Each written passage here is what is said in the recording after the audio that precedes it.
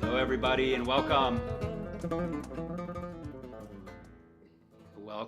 Welcome. If you could just, as we're waiting for a couple of seconds as everyone joins us, if you can type in the chat where in the world you're joining us from and what the temperature is. So I'm here in Bodrum, Turkey, and let's see here what the temperature is. It is currently very hot. So yeah, there you go, Maria. Exactly. Um, Everybody, welcome. Thanks for joining us today. Hello, everybody. It's great to see you. Miami, Florida, Tallahassee, Pittsburgh. Pittsburgh's kind of nice. It's not bad. So yeah, it's summertime, and so that means that we're coming to an end here of, at least I am, for these amazing webinar series that I've been fortunate to be a part of with IPDAY. This is our final installment. This is part 4 of a 4-part series that we have been doing over this past year. And each one of those webinars has focused on a specific language skill, as well as digital literacy skills essential for student success and well-being. So if you are interested in watching some of the other skills, the other webinars that focus on different skills, head over to the IPDAY website, floridaipday.org, and you can check out not only my webinars, but so many other amazing webinars that are going to be very useful to you, to your colleagues, as we are all engaged in our own professional development and continuous lifelong learning. So with that, welcome, and let's jump in here. So before we get into the presentation, I just wanted to make a quick announcement. If you or your colleagues, if you are an instructor, if you are a coordinator of adult education program, and you'd like some professional development for your department, for your school, with your colleagues, this is something, a course that we are offering through IPDAY, and it's called Introduction to Teaching Adult ESOL. So this is something that you and your colleagues could potentially sign up for. We offer it every fall and spring, and so hopefully we'll be offering it again. The plan is to do that, but of course, like many of us, we are waiting to hear back about grant funding.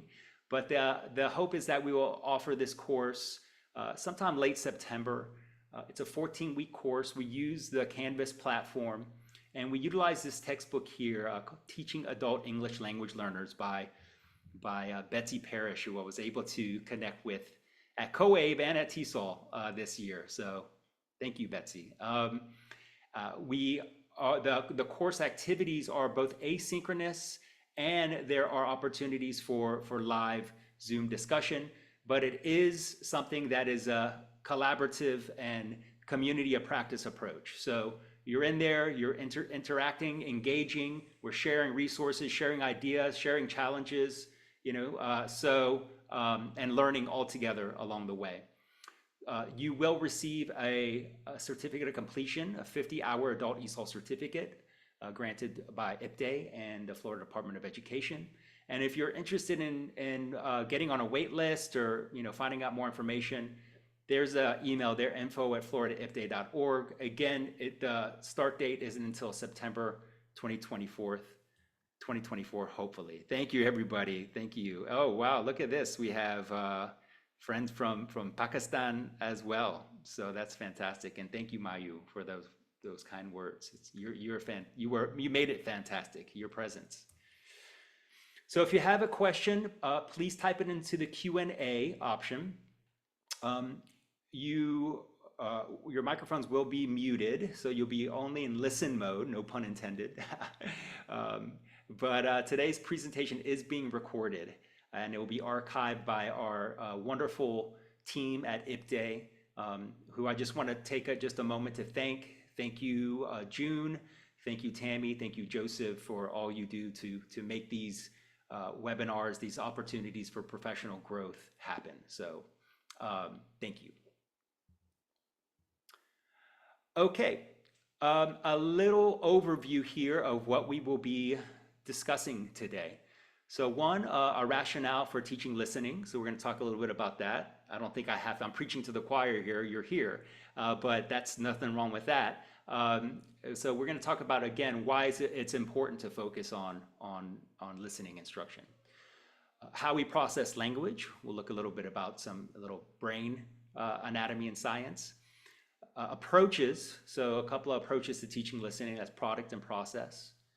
And then also a balanced listening framework. So using this framework for delivering an instruction that has a balanced strategic approach to teaching the various components of listening development. We're going to talk about stages of teaching listening. So that's something that we're drawing from Betsy Parish's book. Some of that might look familiar to you. But we're actually going to engage in a listening lesson together. So I encourage you to continue to interact and participate through the chat. The idea is that we experience these approaches, these strategies, so that we can share them with our colleagues, share them with our students. And we're going to look at that through a sample listening lesson. I'm going to share some listening resources. So we're not going to have time to look through every single one of these resources, but I do want to provide you with resources so you can look through them at your own time. You can share these resources with your colleagues. This PowerPoint will be available along with the recording within 48 hours, again, on the IPDAY website. And then finally, some PD, some professional development resources that I wanted to share with you all as well. Okay. So a bit of rationale. So did you know that 60% of language is listening? Maybe 100% of language right now, you know, if not 90% is listening, you're listening to me. So, but with that, 25% is retained. So that's not necessarily a negative thing, but it is interesting, right? So how much of communication is listening? But you know, how little of that is actually retained, and maybe retained for, we can say, for longer term kind of memory, right? Listening is key to developing other skills. So although we're focusing on listening here today, of course, we just don't teach listening, right? This is integrated with teaching reading, teaching speaking, teaching writing. But listening is such a key component because you know, as especially for second language learners, or let's say English language learners in this case, you know, listening is such a big part of just their day-to-day interaction and communication. And if we're able to understand at least some of what's happening around us, then that builds our confidence, lessens our anxiety, and we're able to at least be aware of what's happening right around us. I'm currently in Turkey. Turkish is not my first language. I know I can experience this. When I can pick up on just vocabulary words and get context clues, that makes me feel a lot better, right? So it's such an important skill from beginning level learners all the way up to advanced level learners who need to develop more sophisticated listening strategies and skills, right? To be able to analyze things critically, to be able to be a good listener, empathetic listener, to then ask questions, right? And to pursue greater knowledge and information. So it's a very active communicative skill. And of course, listening is context and culturally dependent. So this is always something so important to keep in mind is, you know, what's the intention of what we're listening to, and what are the cultural expectations of that communication. So that can be from what are we expecting from a listener when this listener is from a certain place? Is it of a certain age? Maybe a certain gender? What expectations do we bring as a listener? And how does that affect how we're listening, right? How does that affect the filters that we have when we're listening to something or somebody? And understanding, just being aware of those filters. One, because they can be very useful, okay, if we have those filters, but also they could potentially filter out what's really being actually communicated. And those filters can be different, right? My expectations of what I'm listening to from speakers here in Turkey may be different from somebody that I'm listening to from one of my students from Colombia, for example. Of course, there are a lot of similarities, but there could be some ways and differences of how we're communicating that can be very important. So always important to remember that we come with our own filters, right? In this case, our filters through what we hear, as well as how our expectations of communication through speaking and through writing. And listening is messier, than reading. We call listening and reading these kind of receptive skills. They're definitely not passive, they're receptive. But it's a bit messier because it's real time, right? And oftentimes, especially when you're in the real world, you can't slow somebody down. Maybe if you say, hey, could you speak more slowly? But typically you can't do that, right? So it's not as organized as most reading. You can't just go back and rewind so easily, right, as you can with reading. So listening is difficult. And, it's often hard to find level appropriate listening. So we're kind of dumped in the deep end, for listening. And so this is why really listening instruction is so critical, so that we can set the context, set the scene, provide the scaffolding and the processes for developing listening confidence in listening and developing kind of listening ability, especially if we have multi-level classes. So we're going to talk about all of that here in a bit. How does all that sound? Are you all still with me here? Let me know in the chat. I know that was a lot there. So how does all that sound to you?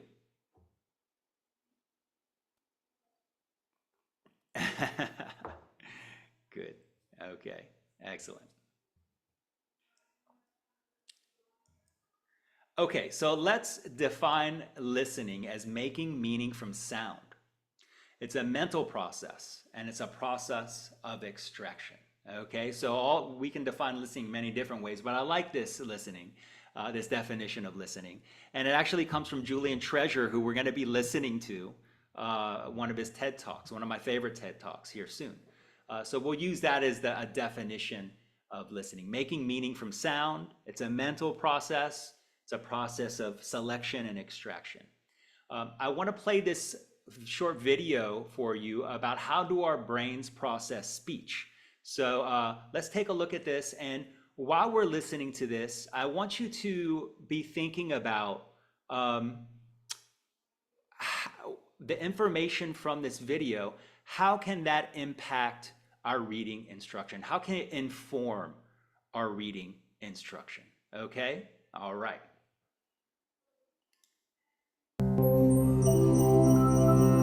One thing before I start here, and this is a Tech Tuesday, so I want to get a little bit of technical here. Many of you probably already know this, but one, you see that I embedded this YouTube video here, okay, in this Google slide. So we can embed it, we can play video, we can have text support as you see on this slide. We can have closed captions, right? So in this case, I chose English for the closed captions. That helps anybody, okay, with a little bit of text support, some visual text support, along with the listening. And then when you go to settings, you can actually change the playback speed. So you can set it to slower, or you can set it to faster. Okay, so this is something where we can modify these YouTube videos, the audio, to for our multi-level classes potentially. Okay, so I'm going to set it to normal, but I just wanted you all to know that those tools exist if you didn't know that. All right, here we go.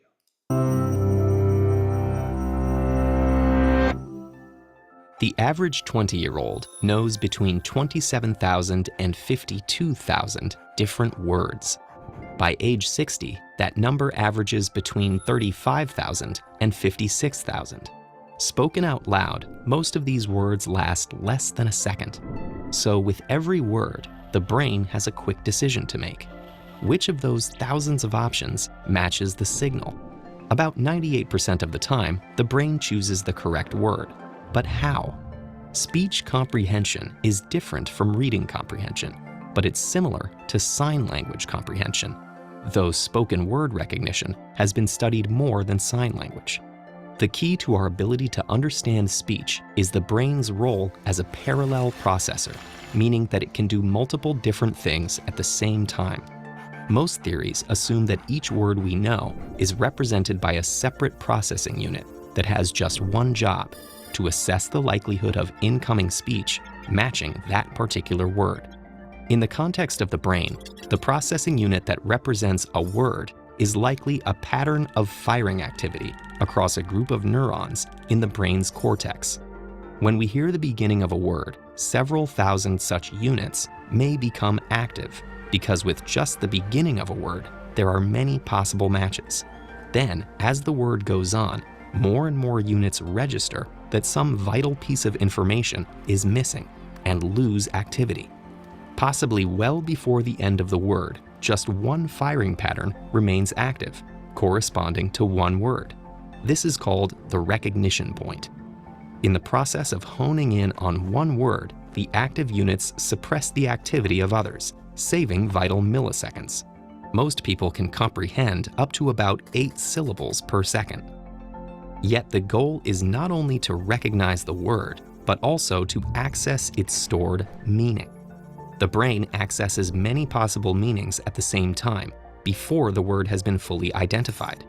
We know this from studies which show that even upon hearing a word fragment, like cap, listeners will start to register multiple possible meanings, like captain or capital, before the full word emerges.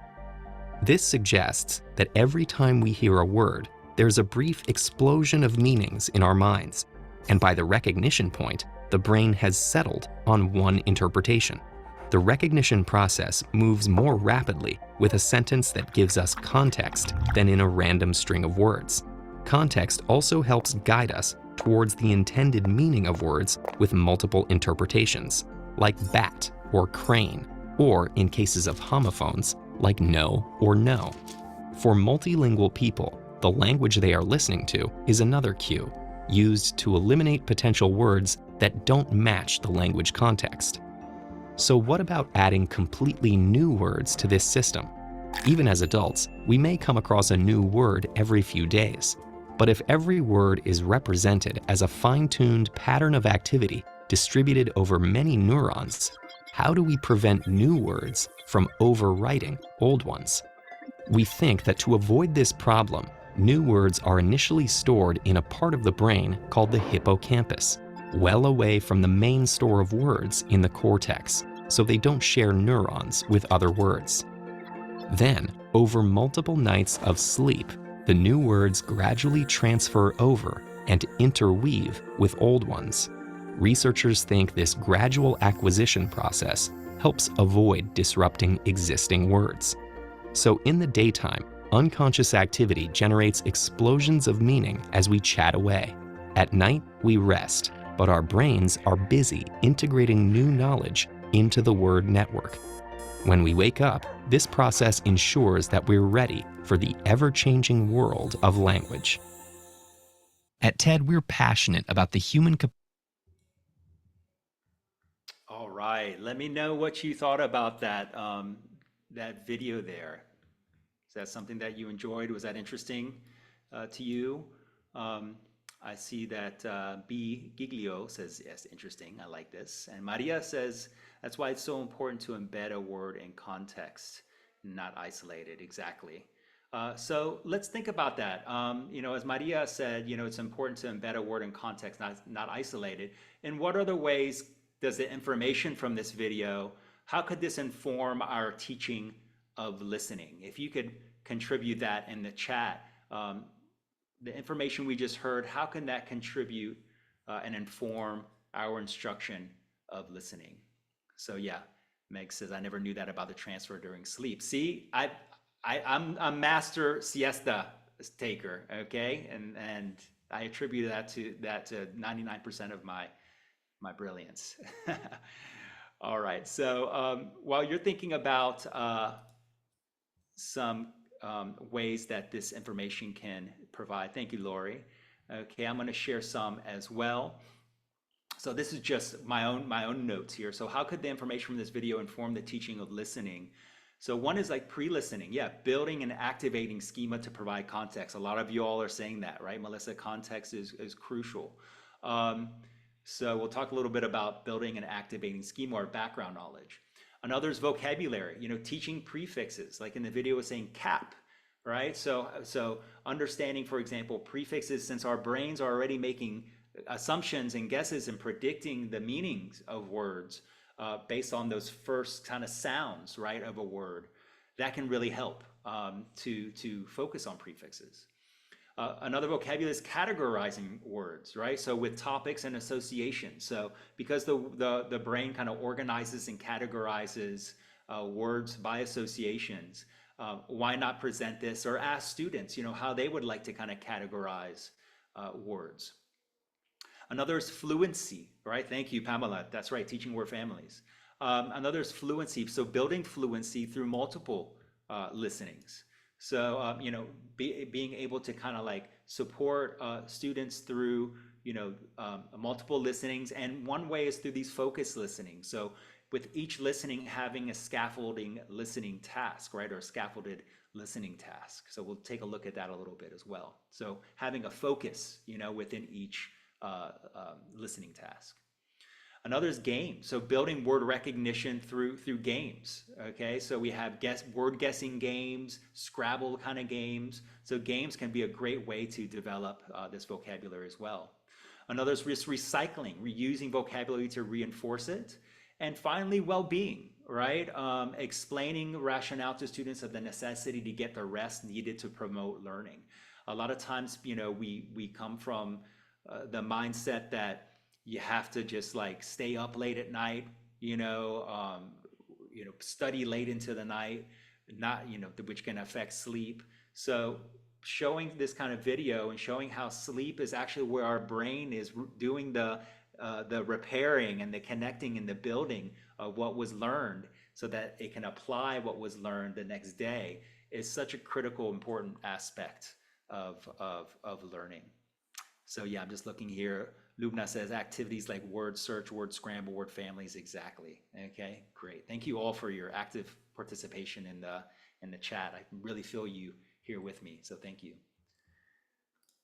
Okay, going on to the next is another way that we kind of can apply this understanding of how we process language to instruction of teaching listening and teaching reading as well. So, and this is this top-down processing and bottom-up processing. So top-down processing is kind of like this big picture of understanding context, making predictions, right, based off of those kind of context clues. Building, right, that schema. So, maybe teaching certain aspects of maybe the language that that students are going to listen to, cultural elements of what it's going to listen to, maybe historical elements, having a conversation with how that information and that schema applies to their own kind of languages and cultures and experiences, so that they can draw on those and apply them when they're listening to something in another language, okay, in this case, English. So this is this kind of top-down, big picture processing that's so important to provide that context and that meaning, overall meaning. And then we have this bottom-up processing, and that's this more kind of decoding and word-for-word processing. So understanding, those prefixes that we listen to, right? Understanding vocabulary, understanding tone and intonation, implied meaning. So this is more of kind of like this the finer kind of details and understanding of the language that again needs to both be drawn on, so kind of activated and reminding students of what skills and strategies they can apply to the listening, as well as actual instruction and building these kinds of linguistic skills and strategies to kind of prepare, right, for what is going to be listened to.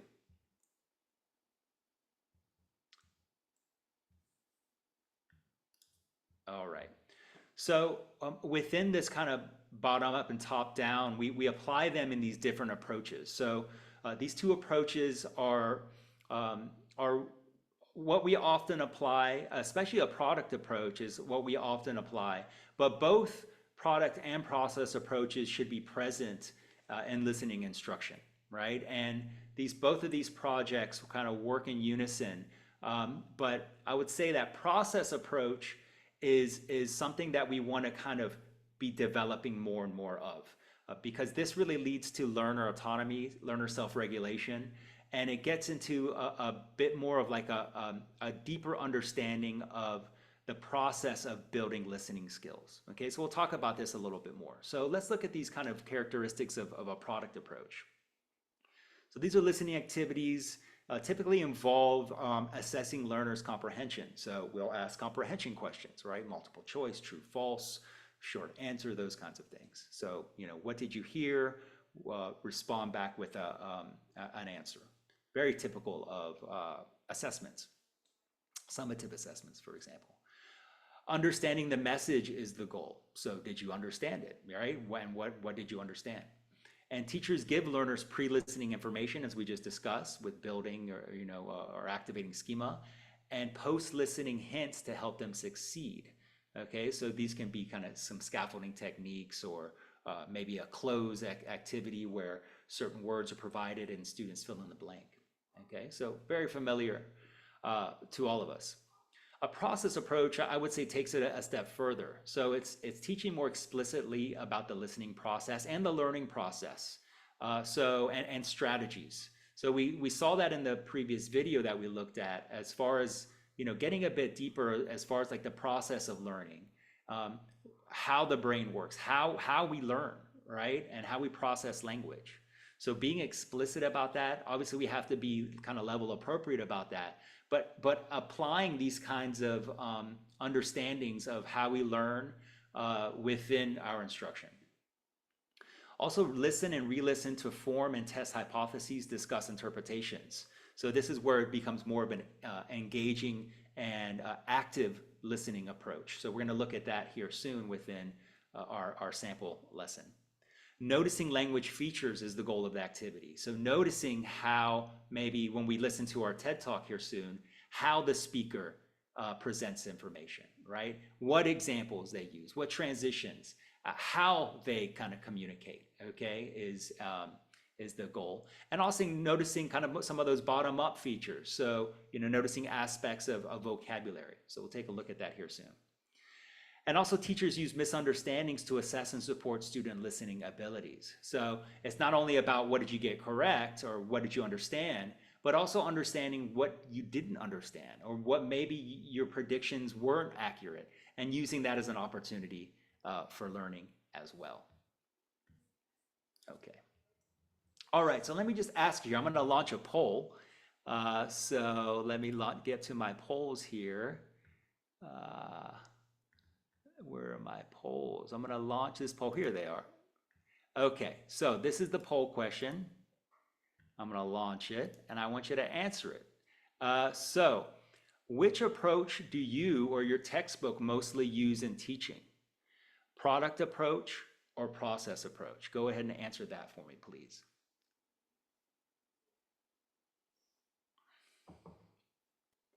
And then the second question is, which of these approaches would you like to do more of, right? More of a product approach or more of a process approach?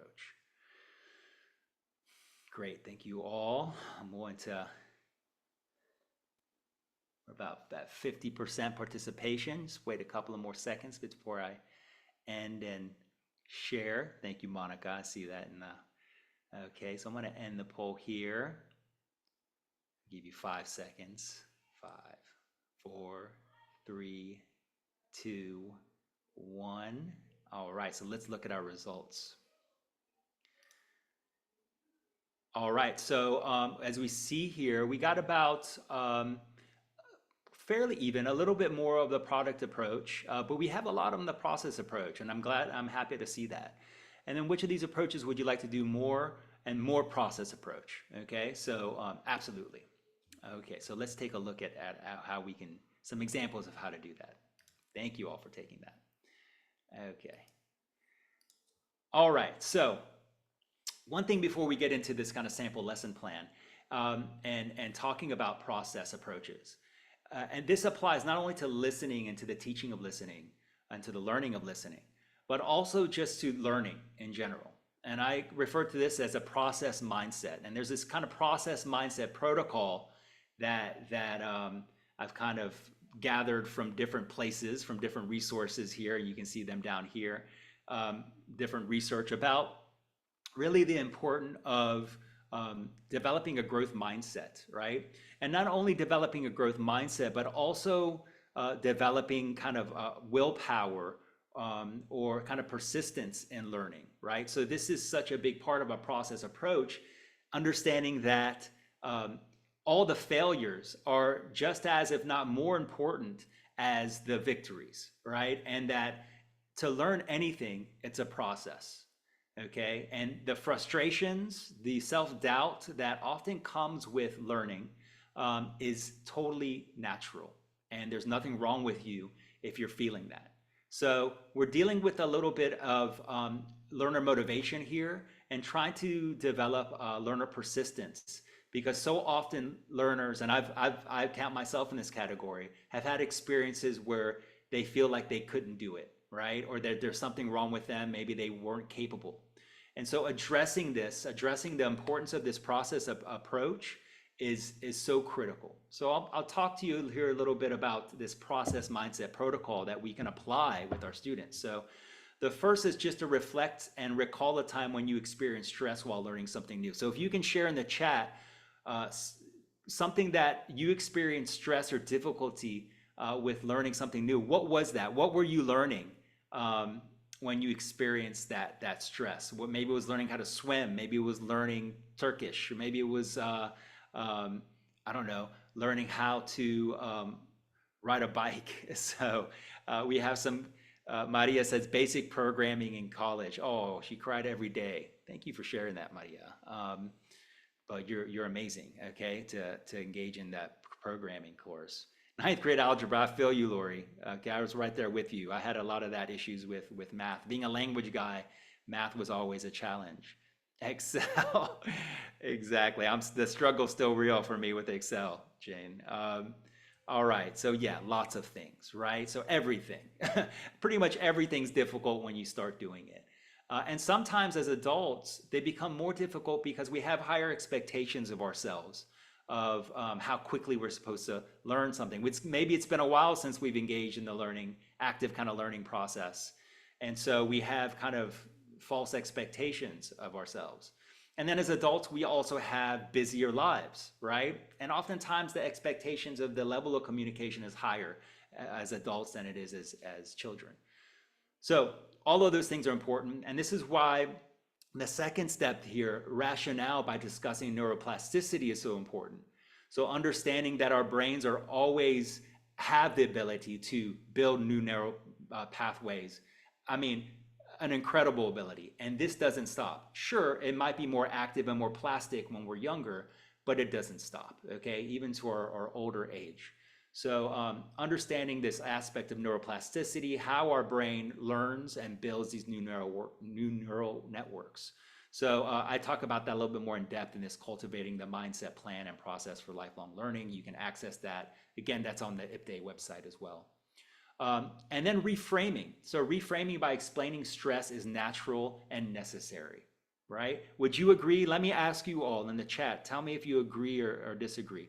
Is stress, and I would say, manageable stress, but is that kind of just a natural part of learning anything new? Do you agree or disagree with that? Please let me know in the chat. I mean, It's just what it is, right? And so now as educators, we can create an environment that supports students, right, in that struggle. And so that's the healing, the therapy that we provide as educators, but as well as we can kind of foster in a classroom and have peers support each other as well. And always praising the process, not just the product, not just, oh, you did good on this test, but praising the process. Oh, I see you doing the work. I see you doing the homework. I see you coming to class every day. I see you engaging, in our WhatsApp group, praising the process. All right. Okay, so this is a model here that we're going to explore a little bit, and this is called a balanced listening instruction. And I provide the link here. This is like an hour and a half lecture, a webinar that Beth Shepard provides. It's really good. I would suggest that you check it out. But Beth provides these four components, okay, of balanced listening instruction. So language-focused listening, meaning-focused listening, fluence building listening, and strategy building listening. So this kind of framework can help us to say, okay, are we kind of addressing these different aspects? One, what are the different aspects that we should address to support our learners? And then how are these present in our language instruction? And so we have some description here, okay? So language-focused listening, this can be, for example, focus on topics as individual sounds, syllable stress, thought groups, intonation, grammar. This is those bottom-up skills. Meaning-focused listening, this includes more of those top-down skills, right? Main idea, supporting ideas, examples, inference, listener reactions to a text. Fluency building listening increases learners' comfort with listening through approaches such as graded or leveled listenings, right, or leveled readers that have audio, repeated listenings, and scaffolded listenings. And then strategy building listening. Okay, this helps learners become more strategic learners in different situations by practicing approaches such as predicting, planning to listen, monitoring their listening, noticing aspects of listening, and problem solving. Okay, so let's look at some examples that address each of these components. So for language-focused listening, some example activities are dictation, repetition, transcription correction. For meaning-focused listening, it can be this method of reconstruct, right? So scaffolded note-taking, summarizing based off of those notes, and then maybe some comprehension questions, and then going to the next step of manipulating. So maybe in manipulating certain text, finding themes, a jigsaw activity where maybe different students are responsible for different aspects of the listening. They come together to share their thoughts and their ideas and their notes. And then a response. So, from this, they share, they evaluate, they apply, they role play. So this is how we can apply meaning-focused listening. Strategy building listening, this is predicting, monitoring, problem solving, collaborating. And then finally, fluency building listening. This can be leveled listening, repeated listening. And I'm going to share some resources for all of these different components. Okay, so let's continue here. Now, these stages or sequencing of listening is something that was presented, that Betsy presented in her text, Teaching Adult English Language Learners. And so this is one way that we can sequence the instruction of listening. So for example, the first is pre-listening, right? So that's where we activate and build learners' schema. These are some example activities. Then we can go to confirming predictions. So we can make predictions in that pre-listening about what's going to be listened to or what they're going to hear, and then we can confirm them, okay? The next step is gist, or getting the kind of big ideas, the main ideas, and we can do this through true, false questions, multiple choice, so on. Getting to more specific information. So now this is an excuse to our purpose to listen again. So this is more kind of detailed information, so we can order information, choose the correct word, check out off items, filling missing words or numbers, and then listen again. Okay, so listen again to reinforce or repeat or review, and then listen again. Okay, to infer meanings. So this is where We start to understand like the more kind of bottom up aspects of things like analyzing tone, relationship, the goals, the purpose, right, and the how of the communication. And then finally, a follow up or post listening. So this can be through a discussion, role plays, a writing, speaking task, a project based task, and ideally, I would say even an out of class task to apply or expand what was listening to.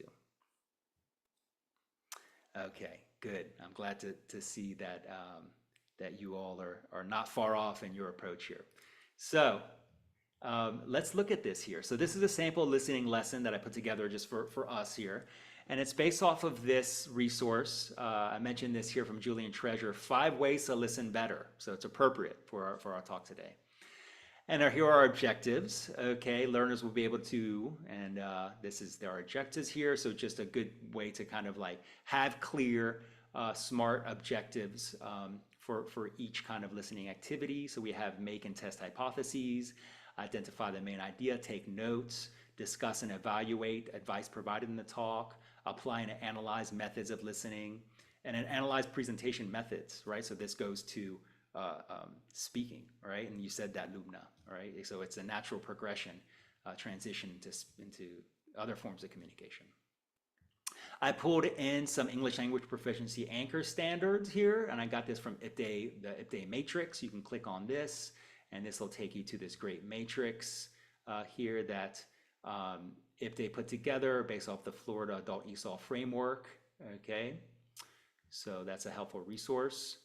And then modifications for multi-level classes. So I say here, okay, I'm gonna initially play the video with closed captions and at half speed, and then transcripts will be provided. So those are all things that we can utilize for a bit of support.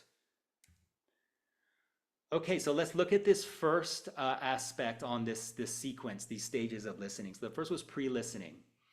And let's look at here this think, pair, share. So let's do this together, okay?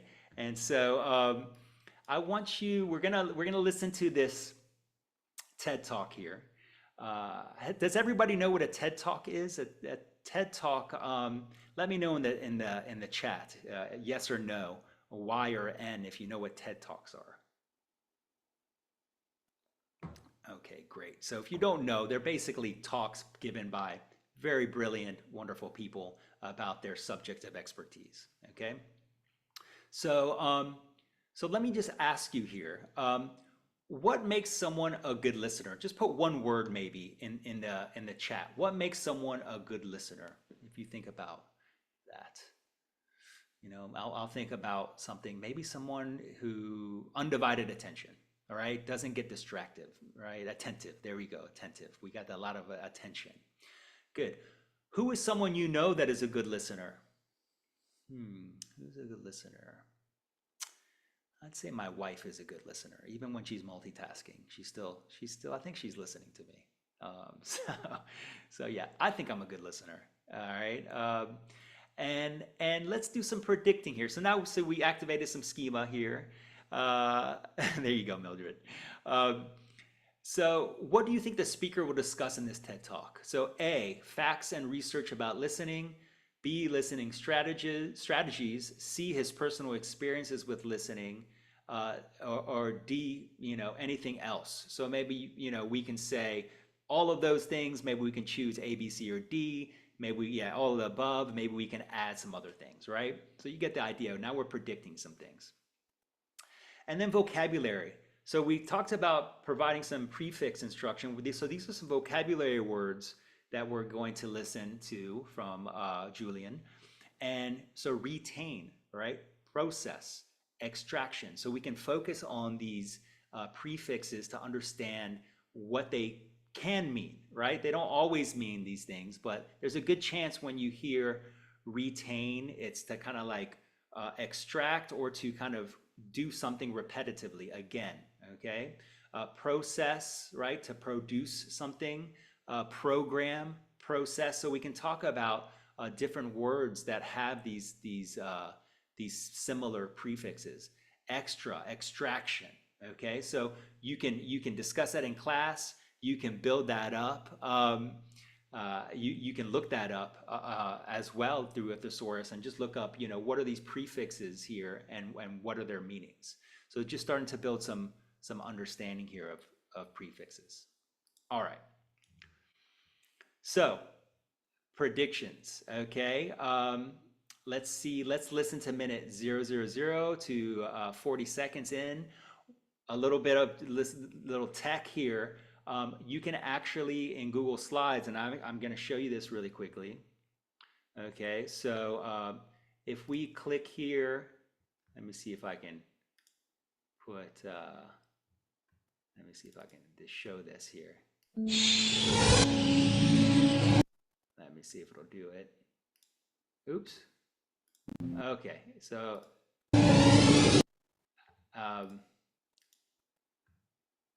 format options, let me see. Okay, here it is. Thank you. All right, so this is pretty cool. When you embed or a video, right? So when you say insert video, okay, and bring in a video here. So let's say we bring in a video. So that's the video I brought in. We can actually select when to start and when to end. So this is a nice way to kind of chunk and break up a longer listening like this lecture here. And so when you have it on something here like a Google slide, you can have some text support and actually kind of engage. So if you're teaching online, if you have a projector or something like that in class, you can utilize these features to scaffold listening. All right, so let's listen to this first part here for first 40 seconds of this.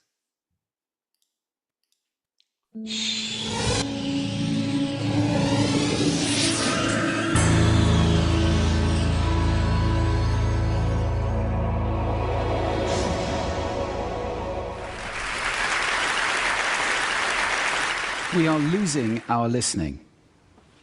We spend roughly 60% of our communication time listening, but we're not very good at it. We retain just 25% of what we hear. Now, not you, not this talk, but that is generally true. Let's define listening as making meaning from sound. It's a mental process, and it's a process of extraction. We use some pretty cool techniques. Okay, so there it is. It stopped at 40 seconds. So this is where we can confirm this is where we confirm predictions, what predictions were inaccurate, what we didn't predict, and what will the predict, and what will he speak about next. Okay, so look, keep an eye on the clock here. I'm going to kind of go through this a little bit more quickly. And now we have this listening for gist or main ideas. So we have this note-taking outline that we can provide students. So statistics about listening. So providing them some scaffolding here. Definition of listening, what to listen for. Remember, we're kind of noticing certain aspects of the listening. Techniques to extract listening, right? Pattern recognition, what did he say about this? Differencing filters, intention in listening, and sound places in time and space. So this is the way that we can kind of support our students in their note-taking. So let's listen to this segment here. Techniques to do this. One of them is pattern recognition. So in a cocktail party like this, if I say, David, Sarah, pay attention, some of you just sat up. We recognize patterns to distinguish noise from signal, and especially our name. Differencing is another technique we use. If I left this pink noise on, so you can see here, these are techniques to extract listening, and so we can use this as a note-taking. So this link to this TED Talk will be provided so you can watch this in full. I encourage you to, and I encourage you to share it with your students as well. It's a great listening activity that leads into actually techniques to do this. One of them is pattern recognition. Let me see here. Okay, some more kind of note-taking. So that this is listening for specific information. So this is this acronym, right, that Julian provides, and I'm actually going to play this because I think it's just a beautiful approach to intentional listening that we can all apply as well as we can teach. And finally, an acronym. You can use this in listening, in communication, if you're in any one of those roles, and I think that probably is everybody who's listening to this talk. The acronym is RASA, which is the Sanskrit word for juice or essence. And RASA stands for receive, which means pay attention to the person, Appreciate, making little noises like, oh, okay. Summarize, the word so is very important in communication. And ask questions afterwards. All right. What did you think about that RASA technique? You know, just a nice acronym, simple kind of approach to teach intentional listening. Hey, Christina. Yes, exactly. I liked it as well. So yeah, I would say apply it, share it. You know, it's a great way just to be more attentive listeners, but also build greater empathy. Right? Within our own lives and within our classrooms. And finally, Okay. Okay, and then for meanings, here's some comprehension here about questions that can direct listeners, students to think about how the speaker is using language, right? How does the speaker feel about this topic? Bored, passionate, excited. So this is kind of implied meaning. What is this call to action to the audience, right? Okay, so I'm going to keep on clicking. Now, sound is my...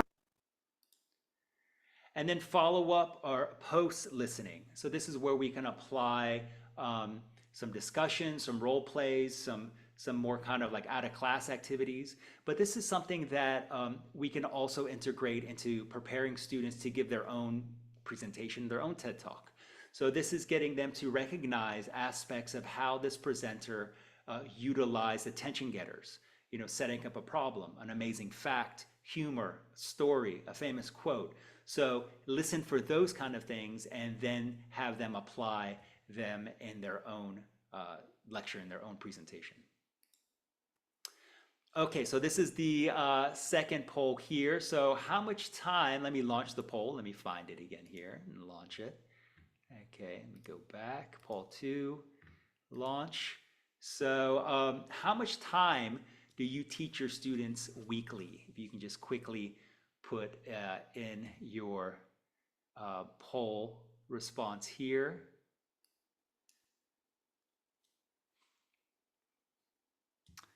Okay, and then the second is, what percentage of teaching time is dedicated to developing listening skills weekly? Okay, and I'm just going to give you about 5 seconds. 5, 4, 3, 2, 1. Okay, and end poll, share results. So we see here we have a good bit, many of you, over 48%, more than 10 hours weekly. That's fantastic. And what percentage of time is dedicated to developing listening skills? Okay, more than 40%. All right, 30 to 40%. That's excellent. I'm so glad that to hear that. One thing is the reality is that we have limited time. Even if you're teaching 10 hours of class a week, it's never enough time, right? If you're teaching 50 hours a week, it's never enough time. So this is where we have to encourage students to review what they've done, as well as then apply what they've done or extend what they have done outside of the classroom. So listening and listening activities are a great way to do that, because a lot of things are through media. We can share them through email, through WhatsApp groups, through learning management systems, and we can encourage students to listen again, right? And listen more deeply and give them like listening tasks to develop this process mindset approach that we discussed. And then to even potentially apply the language and the skills like the RASA approach to their lives, right? To the betterment of their lives. Okay, so all of these resources are going to be provided to you on the IPDE website. Just want to go through them really quickly. Some great AI for listening activities. Okay, Brent Warner is a good blogger about using AI for teaching languages in general. These are some that I pulled out from his site here. So if you click here, you can access all of his articles. And here's some specific ones to teaching with AI, teaching listening with AI. Here are some top ESL listening websites. Here's some game websites. Leveled listening, we talked about that. Leveled listening and reading, an excellent level listening and reading resource, Marshall level reading program. They have short text with audio that you can speed up or slow down. Amazing, okay, great resource. Some note-taking tips and strategies you can share with your students. Some good pronunciation to build that kind of those bottom-up decoding skills. some real world listening. So TED Talks, This I Believe Story Course, some of my favorite.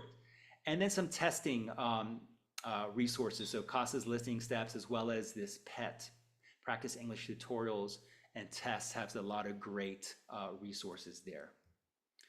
And then some PD resources for you all. So some other resources, not just on listening, but some great websites to access materials, resources, and further professional development. So the American English website, we talked about culture here, understanding how culture influences communication and the expectations of communication. Check that out. The same thing for here, intercultural pragmatic and intercultural competence models. This new American Horizons series, this is actually seeing classroom approaches to teaching in action. So you can see teachers applying these different strategies in the classroom. This aspect of noticing aspects of language. So this is a noticing hypothesis. And then some practical activities for balanced listening instruction. That's that lecture that I mentioned to you. I advise you to check that out. And then writing across borders. This is, again, even though we're not talking about writing, it does interview international students to talk about how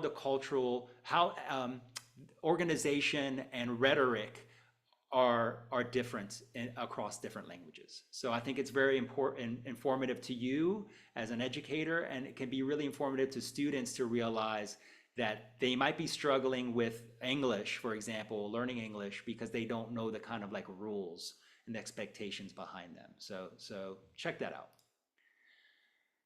And just a little Q&A. So let me know if you have any questions here. I'm listening. I'm here for you to, any questions that you have now or later, okay? You're welcome to contact me.